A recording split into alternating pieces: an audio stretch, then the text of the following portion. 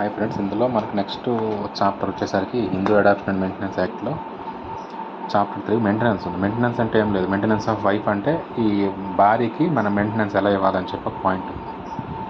ఈ భార్యకి మొత్తము భర్తే జీవితం మొత్తం కూడా ఇవ్వాలి, పోషించే హక్కు ఆవిడకుంటుంది, ఆ రైట్ ఉంటుంది.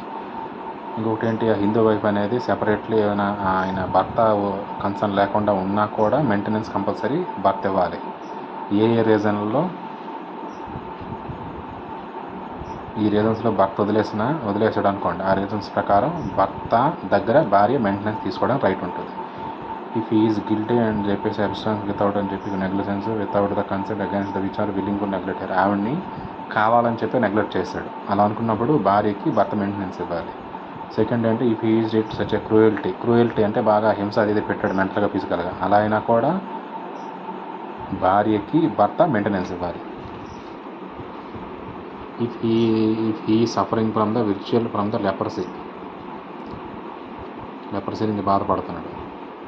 If he has any other wife living, ఇంకొక భార్యని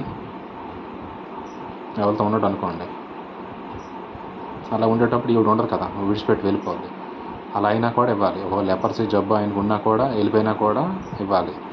ఇఫ్ హీ కీప్స్ ఏ కన్కుబైన్ అంటే ఉంపుడుగత్తె సేమ్ ఇంట్లో ఉంపుడుగత్తెను ఉంచుకున్నా కూడా అలా అయినా కూడా మళ్ళీ భర్త భార్యకి మెయింటెనెన్స్ ఇవ్వాలి.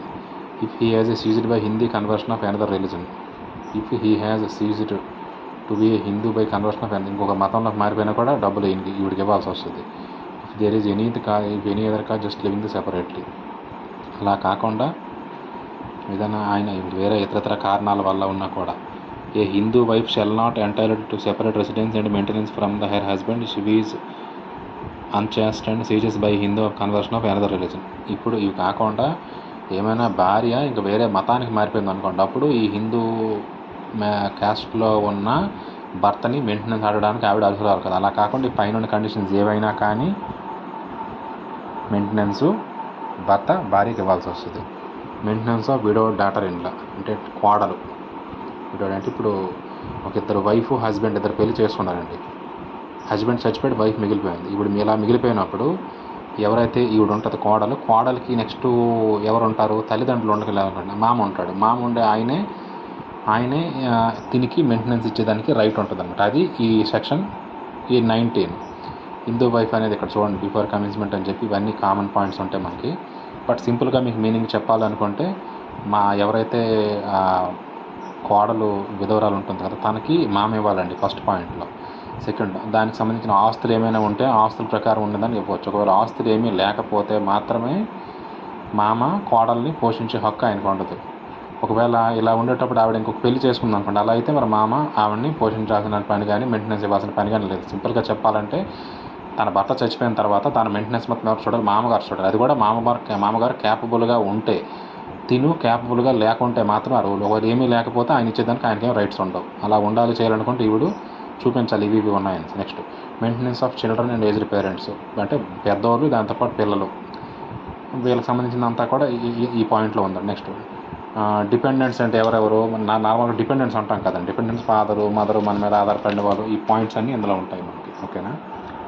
నెక్స్ట్, ఈ ఎవరైతే డిపెండెంట్స్ అంటే డిపెండెంట్ మెయింటెనెన్స్ ఎవరెవరు ఎలా ఇవ్వాలని చెప్పేసి ఇందులో ఉందన్నట్టు, మెయింటెనెన్స్ టు డిపెండెంట్ అని చెప్పేసి.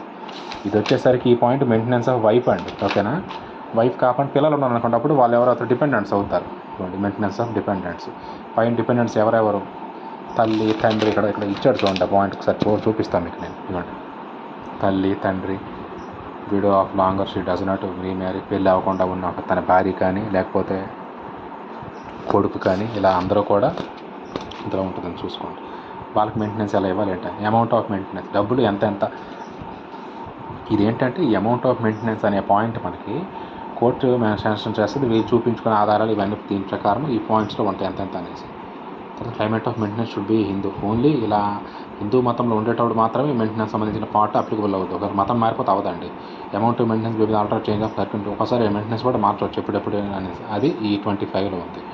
డెబిట్ అండ్ ప్రయారిటీ అవసరం. తర్వాత maintenance to when to be charge, ఈ మెయింటెనెన్స్ ఎప్పుడెప్పుడు మార్చవచ్చు. ఒకవేళ ఫర్ ఎగ్జాంపుల్ ఇప్పుడు మనం వేసాం, ఇంకెప్పుడైనా ఎక్కువ కావాలో చేయాలనుకోండి, అప్పుడు దాని ప్రకారం ఈ రూల్లో మారుతుంది. Effect of transfer of right maintenance, repair and savings